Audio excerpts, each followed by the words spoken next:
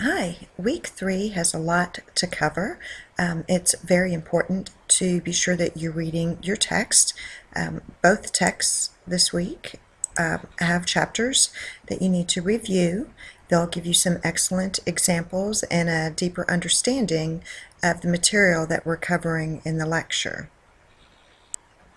The lecture as well this week is fairly in-depth and has a lot of information that you are going to be using not only throughout your education here at AI, but as well as in the career of interior design and residential planning. And these are the basic process that we're going through of design and how we work with clients. In assignment 1 this week, we're still working with color and doing some pretty fun things in exploring how color can make a difference in the room. You're also going to write a concept statement, so be sure to take a look at the guidelines for that concept statement. All right, so there's 2 parts. You're going to be finding 4 images that will show the different color schemes of the monochromatic, the analogous, the complementary, and the split complementary. Okay, here's one example of how a student has arranged the 4 images. They've gone ahead and called out what the type of color scheme it is, and they've given an explanation to that, and then they have a follow-up page with their works cited. Another student example has gone ahead and created a page for each of their color schemes, stated what it is, and has provided figures as a type of citation, and then they do have a works cited page and a figure page. So please be sure to look at how MLA citations are used for images. I've placed links in the classroom for that.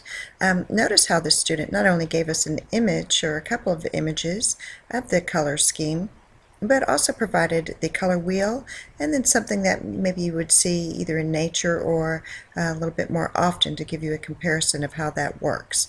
So this does a nice job of explaining that as well. You are selecting a client this week, and that will be who you begin to work with in the next and future assignments. We'll put together a project.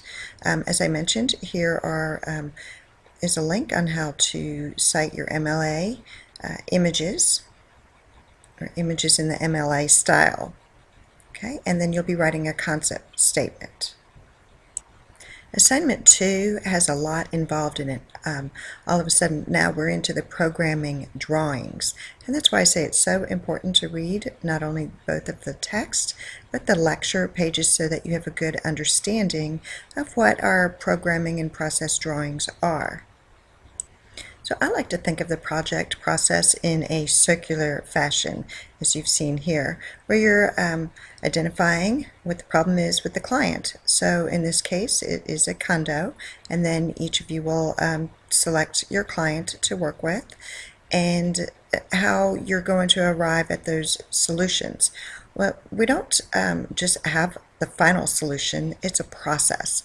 We brainstorm, we generate ideas, we explore possibilities, and then we select an option, an approach to take on that. As you go through the design process, save your work, because you may find as you go a little bit further down the line that one of your ideas you liked more and you could go back to that. Also, I know that when I meet with clients, when I show them some of the options, perhaps they don't like that first one and that you're presenting. And if you have your process drawings with you, you can always show the client the other ideas that have been generated and why you selected the one you did to present to them. So we're thinking critically about how interior design relates to the meaning of home on this project and in space. So consider it that as we go through, as our lecture tells us, we've got the programming phases, and that's pretty much where we are now, and we're also doing schematic. And then, so we're combining some of these steps together a little bit for the project that we're doing. And as you move forward through the curriculum and the other courses that you'll take, you'll spend more time on each of these processes. But we're giving you an overview of what that looks like now.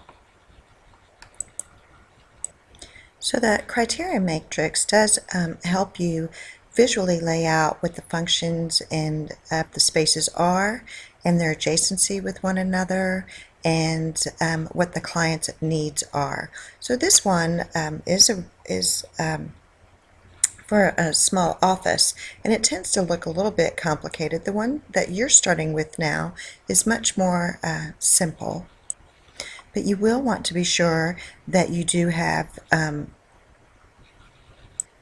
a legend with this and a reason codes. Why are some of these spaces, why do they need to be adjacent to one another? Okay, so we're just starting out on a simple direction for learning how to use a criteria and adjacency matrix. After the matrix, you'll move into bubble diagrams, and that's another way of indicating visually how the spaces will work together, the types of relationships. You might even think about, for instance, in this one with color, yellow is the breakfast room. Maybe that yellow color would indicate that you wanted a lot of sunlight in that area. So begin to think about those. We're not asking you to do all of that just yet in this class, but in the future, as you're planning for spaces, you want to give these areas consideration. You do want to make sure that each of the size of the bubble should be proportionate to the space that it is indicating. For instance, like the bathroom would be quite small in comparison to maybe the living room. So keep that in mind. You also want to think about zoning. Our text talks about that, as well as our lectures. You know, what are private areas? What are the social areas? We consider this within a residence as well. Then you'll move into block diagrams, and I'm giving you examples that are not our particular project, but it still does indicate how we move through the design process. You'll be doing a couple of these, but you'll just basically indicate rectangles or squares for your types of rooms that you want to use. Typically these are to scale, so keep that in mind as you're doing your sketches in using overlay. And rather than show doors or anything like that, if you wanted to indicate how traffic moved through spaces, or how people move through the spaces, that you could use that by indicating arrows for that circulation. Right, so you've gone from your matrix to your bubble diagrams to your block diagrams, and now you're going to be generating schematic plans, and that's where you're showing furniture relatively to scale. Now we talk about that not to labor over these drawings too much. We'll be looking further at them, but it's an idea of the design process. So you do want to have your furniture pieces that you're drawing in to scale to make sure that you have the clearance, and you'll see the terminology such as ergonomics and anthropometrics. For instance, this sectional within this room, and then the cocktail table in the center, how much space is between that sofa and the cocktail table? In the dining room, how much room is there to circulate around that dining table and then through the spaces? So just keep these things in mind as you're working on your assignment.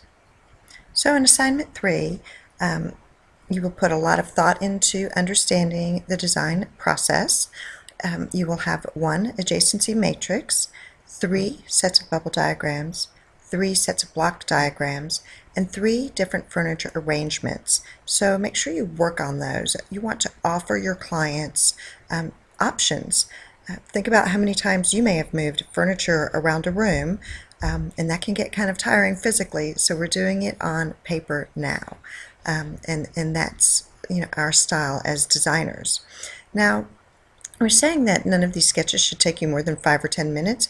You may spend a little bit more time on that just because of thinking through what you would like to accomplish here in your layouts and the client's needs. So they're fairly quick. I'm not necessarily grading you on your drafting standards, but I am anticipating seeing your knowledge to this date of having taken drafting, how you're applying your sketching abilities here, drawing somewhat to scale, and being able to visually communicate your ideas. There's also some assignment tips providing you with a really, I found kind of fun blog that goes back through the design process as well. So please let me know if you have any questions, and I look forward to seeing your work.